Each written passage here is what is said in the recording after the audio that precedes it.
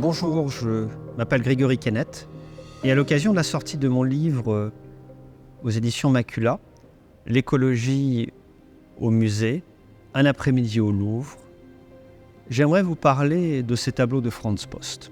Ces tableaux, vous les avez peut-être vus, vous êtes passé devant, vous ne vous êtes pas arrêté.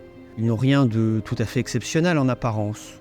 Ce sont des représentations pittoresques du Brésil, du Nouveau Monde. On voit des scènes de genre, quelques animaux exotiques. C'est pas mal du tout, mais pas non plus absolument renversant. Eh bien, vous avez tort de ne pas vous être arrêté, précisément parce que ces tableaux font événement de ne pas faire événement. Je m'explique. Ce que vous avez sous les yeux, c'est ce qui a été peint par le premier peintre qui est allé au Nouveau Monde. 2 siècles avant ces tableaux des peintres états-uniens qui nous ont abreuvés et qui représentent la nature sauvage. Franz Post a accompagné Jean-Maurice de Nassau et en 1636, il est allé dans l'actuel Brésil, dans le Pernambuco, et il a passé 8 ans. Que voit-il ? On pourrait se dire c'est un choc.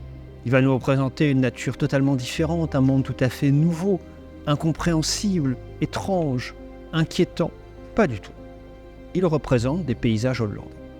Et justement, cette apparente tranquillité est d'une violence bien plus grande que toutes les représentations exotiques de la nature, parce qu'elles nous disent la mainmise sur un paysage, la transformation d'un nouveau monde qui est devenu hollandais après avoir été portugais.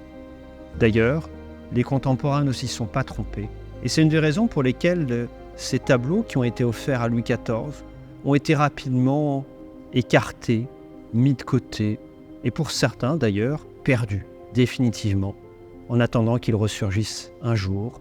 Mais nous avons pour l'instant cette série exceptionnelle qui est ici, et qui est la plus importante conservée au monde, des tableaux de Franz Post et de la découverte du Nouveau Monde.